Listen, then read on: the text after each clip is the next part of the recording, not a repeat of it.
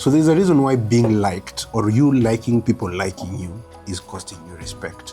And this is what I call the cost of a nice boss. So there's a leader that I know is always very good. You know, those lunches they go with the team, you know, people like them, they listen, they take time, they hang out and all that. But at the end of the day, sometimes work is not being done well. People do not meet deadlines. People just don't sometimes follow what is supposed to be done.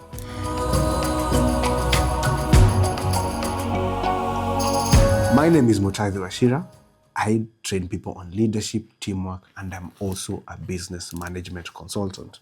So in this video, there's a reason why being a nice boss sometimes is costing you work. And we've seen this. I'm sure you know of a leader or a boss who's always having lunch with their team members, they're hanging out, they're having fun. And I'm not saying that is a bad thing. But you realize sometimes there are people who lead that way, but at the end of the day, the deadlines are not being met, people are not doing what they're supposed to do, and people are just not showing up because sometimes the leader is too nice. My name is Mutahi Washira, and I train people on leadership, teamwork, and I also consult on business management. And on this specific video that you're watching today, I want to talk to you about the cost of being a nice boss. Or you can put it in other words, the nice boss syndrome. Right? All right. So indulge me for the next few minutes.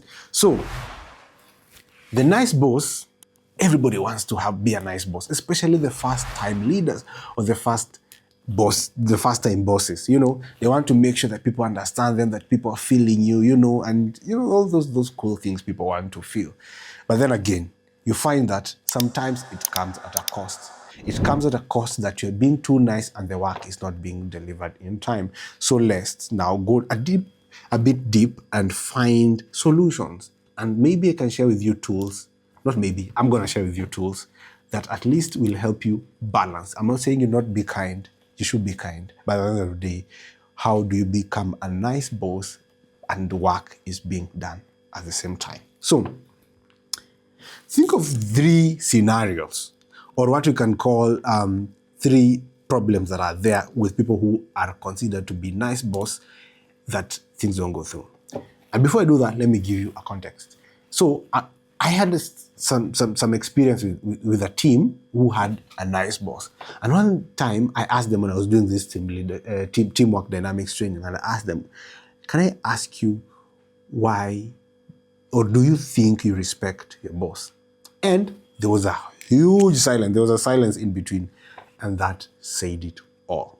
So what might be the issues here, or what are the insights that we can learn from that specific scenario? So one of the things is, this person softens feedback, right? So you find the boss softens feedback. What do I mean? You're supposed to give someone a critic or a proper feedback. But what do?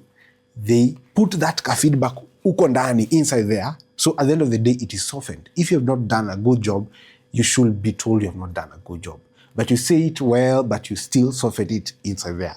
That's a problem. So sometimes that is a scenario that comes out from being a nice boss. The next thing you find that this person is always having exceptions. And these exceptions start with a one-time exception. You see in the case of, I did this, or this person did this, but let it be a one-time exception. But you find it is no longer one time, it keeps revolving every time. So that's one of the scenarios we see. Then the other one is avoiding the difficult team member. So there's always a difficult team member. I'm sure, even if you're not a leader or you're just a team member, there's always that person who's the most difficult one. And you find, because this boss is avoiding conflict or is trying to be too nice, they avoid the difficult team member. And I'm sure this is something you have experienced. Now, let's ask ourselves, how can we find solutions to this problem? Because the kindest thing you can do for your team is to actually hold them to what they say. You know, making them accountable, not what you want them to see you or how you want, you know, what you want it to be seen as if you're a very, very nice person. Now, let's look at a tool that I call clear. Clear, by the way, in this case, is the clear, CLEAR. So I find this tool to be one of the easiest tools to use to try to balance being a kind person or a nice person, but at the end of the day, not at the behest or at the cost of work being done. So clear here, C will stand for, let's say, content, right? And content in this case is what is supposed to be done. What is that thing that actually is supposed to be done? In this case, if this person was supposed to deliver a certain product, or if someone was supposed to do a specific project, how does that mean? So we can say content stroke context. So the context that is supposed to the information, and at what specific context. So start by grounding the conversation in a specific event. So if this person has done something wrong or they're supposed to do something right, give a specific scenario or an event. Like, I want a report, like a client report. Let it be very specific that this is what is supposed to be done and this is the context. So if they go contrary to that, you're not being a bad person. You're just doing your job. The next thing is L, which is listen. Yes, because many people, nice bosses, they claim that they listen, but really sometimes they're listening to avoid. But listening fast without saying anything else doesn't mean that you are being a bad person. It means you are trying to understand what actually happens or what has happened, and then you rectify on the right way. Not, as I said initially, you are trying to give feedback as your software. Here you are listening very cleanly so that now you can give feedback properly without hiding it in that shambolic of things of trying to be a nice person. And then the next thing is effect. Okay, you have learned the context, you have listened to what they're saying. So how does that now come about? What is the result? What is the effect of that? So you need to share real impact. Okay, because you did this is, let's say you did a bad thing. Because you did this is the disciplinary issue that you're supposed to face. If you did a nice thing, then this is the reward. So make it concrete, not emotional. Use logic, right? The next thing, here we remember we are doing clear. So CLE, now we are at A. Here is ask for commitment. You have to ask for commitment. Yes, this is the feedback, this is the effect. Now, how do you change the case? How do you make things to be different? Make sure that you ask your team member, how will they commit? So if they say this is not going to repeat itself, or I'm sorry and all that, but let us hear real commitment. What do you want to do? And if you do not do this, what does that imply? So make sure this does not happen again, and so forth.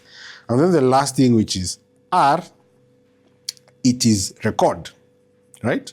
So because human beings are human beings, and remember the first context I was telling you, this is something that was supposed to happen only once and then it keeps happening again and again.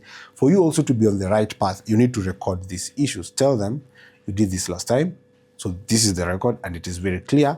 So what does that mean? So every time you are trying to revisit the aspect of now being a problem boss, just not being a nice one, record so that eventually we can be able to revisit. This is what we agreed. You said last time you're not going to do this. Now you've done it. And remember, you gave an effect that this is what you have agreed. So then let that follow to the latter. And check in on the next one and on the next one and the next one. So the challenge that I pose to you guys this week, especially if this relates to you so much, try to use this clear thing. Yes, you are a nice person. And I'm not telling you to be unkind. I'm not telling you to be a bad person in the office that nobody likes. I'm just telling you, you can be a nice person. You can be kind to your people. You can treat them nicely. But at the end of the day, we need to be accountable and responsible for what you need them to do. You are not supposed to be a leader because people should like you. Leadership is not being liked. Leadership is actually the responsibility that has been bestowed on you to be done and be done well. So you need to grow your people. You need to move teams forward. And if you're always a nice person, most of the time, this does not happen. So be kind, be honest, hold the standard, and make sure that your team has a commitment. All right? So, my name is Motazi Wachira. I hope I've had the privilege of your time. I'll see you on the next one. Make sure you are clear this week. Bye.